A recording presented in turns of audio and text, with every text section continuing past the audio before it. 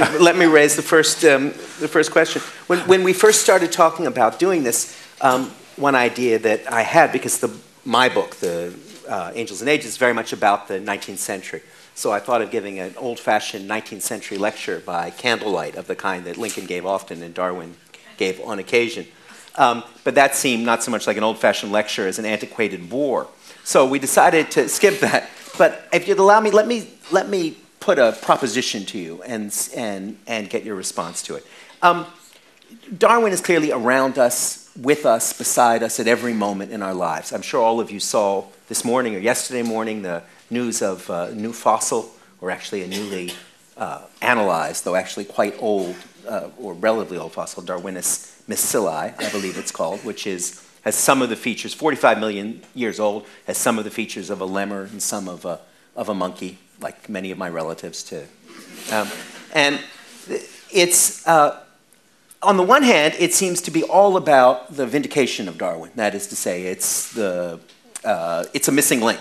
It really isn't, but let's bracket that for the moment. It shows that Darwin's instinct, his theory that life was very old and all part of one story was right. And his theory, his guess, that more and more creatures of that kind would appear as we got to know the fossil record, and his other guess, his complementary guess, that not too many of them would appear, that the fossil record would always be limited by the nature of fossilization and by the oddities of life. That is, the transitional beings would pass away quickly enough so that they wouldn't always leave a trace. All of that has turned out to be true.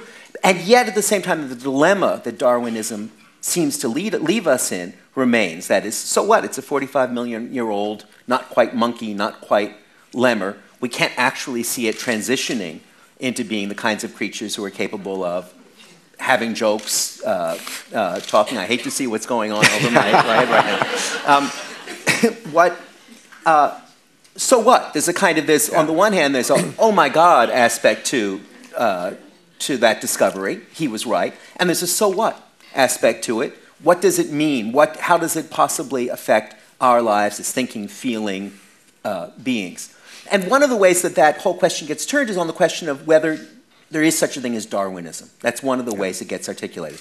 And that is, there are people, evolutionary biologists, prominent among them. Olivia Judson has written this. Our mutual friend Jerry Coyne has played with this. I saw Richard Lewontin in the New York Review of Books recently says something like this, that after all, evolutionary biology, one of your subjects, has gone so far from what Darwin claimed and what Darwin believed. Most notably, Darwin had no idea of genetics, had no picture of Mendelian genetics, of any kind of genetics, and that therefore that Darwin is really part of the past of science, and that our tendency to fetishize Darwin, to make an enormous deal of him, to celebrate his 200th birthday, is either a kind of political reflex because we feel that that broader world of evolutionary biology is threatened by creationism or by religious reaction of some kind, or it's just empty hero worship. It's because we like to attach a name and a distinguished British face on the 10-pound note to a big idea, that it doesn't accurately reflect anything much about the state of evolutionary biology right now.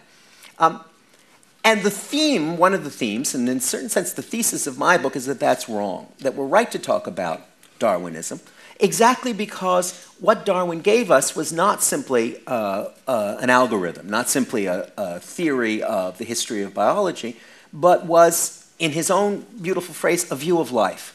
That is, that Darwinism, as Darwin presents it, isn't simply a set of algorithms and axioms about biology, but it's a set of attitudes and ideas and approaches to the problem of explanation, set of a way of approaching the whole problem of life and its history that continues to be significant and inspiring long after some of the ideas, by no means all, that he actually offers in his books and On the Origin of Species and Descent of Man seem in need of revision, seem in need of alteration. And so that the real consequence of Darwinism, the thing we are engaged with when we read Darwin, when we talk about Darwin, isn't just the specifics of evolutionary biology and its claims, but is a much broader question of how we're going to see our history, our place in it, and all of the things that Darwin did that seemed to some to be just a matter of style. His extraordinary gift for explanation. His ability to draw on the most commonplace and simple of means, the way dogs get bred or the way pigeon fanciers breed pigeons. His capacity to understand the lowliest creature in the world. This last great book is all about earthworms, and it's really just about earthworms, and to see them as belonging to some larger picture that has everything to do with the descent of man, the history of life itself on the planet, that all of those things aren't just sort of rhetorical strategies that you can admire or take or leave as kind of frosting on the Darwinian cake, but that in a certain sense they're the essence of what we call Darwinism. That when we respond to Darwin, when we get engaged with Darwin, it's like getting engaged with Dante, or if you like, it's like getting engaged with John Stuart Mill, who's exactly contemporary with Darwin. When we read Mill's On Liberty, published in 1859, like On the Origin of Species, we don't say, well, Mill doesn't have a very good explanation or a very good address of gay rights. He doesn't have a very good theory of justice. John Rawls has gone farther than that. We don't say he doesn't understand a question of race. We say this is a fundamental text not only in the things it claims, but in the way it claims them and in the instruction it gives us about how to argue. So that in that sense, I would argue almost paradoxically that Darwinism in a certain sense belongs as much to humanism, that is to literary culture broadly imagined, as it does to the specifics of evolutionary biology. Yes. But as I said, I didn't want to make a speech, so yes. I'm not... A lot of profound ideas have just come up. Let me try to comment on a number of them. One of them, the appearance of this fossil, which I think scientists are talking about this widely because it's considered to be a great advance in scientific publicity. The way this fossil was rolled out like it was a new tour of a rock band. Right. And even though scientifically it is magnificent to see a specimen preserved down to the level of the contents of the stomach, despite its name, it really isn't a missing link. What fascinates us about missing links is that even today, a majority of our compatriots don't believe in an idea that you and I would probably agree is one of the most important ideas in the history of human thought, namely Darwin's theory of natural selection.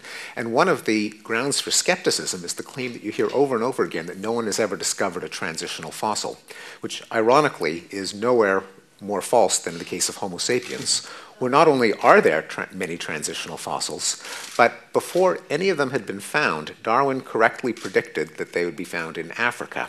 Why?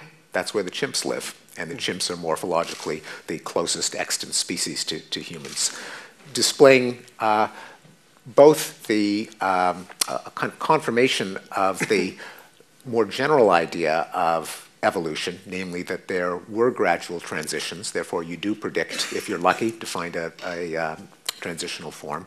But even more interestingly, the fact that Darwin's own theory did have, at the time, enormous predictive power, which is why he continues to be relevant. He didn't just put together the information around at the time, but in the best tradition of science made empirical predictions that could be falsified, the vast majority of which have not been falsified, such as where you'd find the first transitional fossils.